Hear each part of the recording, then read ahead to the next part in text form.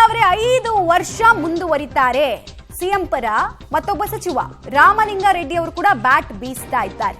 ಸಿದ್ದರಾಮಯ್ಯ ರಾಜೀನಾಮೆ ಕೊಡಿ ಅನ್ನೋರು ಮೊದಲು ರಾಜೀನಾಮೆನ ಅವ್ರು ಕೊಡ್ಲಿ, ಯಾರು ಕೇಳ್ತಾ ಇದ್ದಾರೆ ಅವ್ರು ಕೊಡ್ಲಿ. ಬಿಜೆಪಿ ಹಾಗೂ ಜೆಡಿಎಸ್ ನಲ್ಲೇ ದ್ವಂದ್ವ ನೀತಿ ಇದೆ. ಜಿಟಿ ದೇವೇಗೌಡ ಹೇಳಿಕೆ ದೋಸ್ತಿ ನಾಯಕರಿಗೆ ಸಹಿಸಕ್ಕಾಗ್ತಾ ಇಲ್ಲ. ಬೆಂಗಳೂರಿನಲ್ಲಿ ಸಚಿವ ರಾಮಲಿಂಗಾರೆಡ್ಡಿ ಅವರು ಬಿಜೆಪಿ ಹಾಗೂ ಜೆಡಿಎಸ್ ನ ಟಾರ್ಗೆಟ್ ಮಾಡಬೇಕಾದ್ರೆ ಅಡ್ವಾಂಟೇಜ್ ಆಗಿ ತೆಗೆದುಕೊಳ್ತಾ ಇರೋದು ಜಿಟಿ ದೇವೇಗೌಡರ ಸ್ಟೇಟ್ಮೆಂಟ್.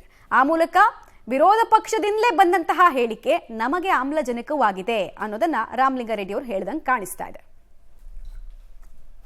ಸಿಎಂ ನಿನ್ನೆ ದಸರಾ ಇನಾಗ್ರೇಷನ್ ಆದಮೇಲೆ 1 ವರ್ಷ ಚೆನ್ನಾಗಿರಂಗೆ ಮಾಡುವಂತ ಒಂದು ಬೇಡ್ಕೊಂಡ್ರು.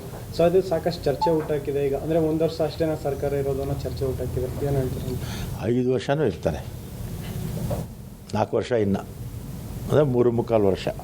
5 ವರ್ಷನೂ ಇರ್ತಾರೆ, 4 ವರ್ಷ ಇನ್ನು ಅಂದರೆ 3.25 ವರ್ಷ. ಸರ್, ಈಗ ಸಿಎಂ ನಿನ್ನೆ ದಸರಾ ಇನಾಗ್ರೇಷನ್ ಆದಮೇಲೆ 1 ವರ್ಷ ಚೆನ್ನಾಗಿರಂಗೆ ಮಾಡುವಂತ ಒಂದು ಬೇಡ್ಕೊಂಡ್ರು. ಸೊ ಅದು ಸಾಕಷ್ಟು ಚರ್ಚೆ ಊಟಾಕಿದೆ. ಈಗ ಅಂದರೆ 1 ವರ್ಷ ಅಷ್ಟೇನ ಸರ್ಕಾರ ಇರೋದು ಅನ್ನೋ ಚರ್ಚೆ ಊಟಾಕಿದೆ. ಏನು ಹೇಳ್ತೀರಿ? 5 ವರ್ಷನೂ ಇರ್ತಾರೆ, 4 ವರ್ಷ ಇನ್ನು ಅಂದರೆ 3.25 ವರ್ಷ. 5 ವರ್ಷನೂ ಇರ್ತಾರೆ. ಬಿಜೆಪಿ ಜೆಡಿಎಸ್ ನಾಯಕರಿಗೆ ಈ ಮೂಲಕ ಟಾಂಗ್ ಕೊಡೋ ಕೆಲಸವನ್ನ ಒಬ್ಬೊಬ್ಬರೇ ಸಚಿವರು ಆಕ್ಟಿವ್ ಆಗಿ ಪ್ರೋ ಆಕ್ಟಿವ್ ಆಗಿ ಡಿಫೆನ್ಸ್ ಮೋಡ್ಗೆ ಜಾರಿ ಇರೋದನ್ನ ನೀವು ಗಮನಿಸ್ತಾ ಇದ್ದೀರಾ.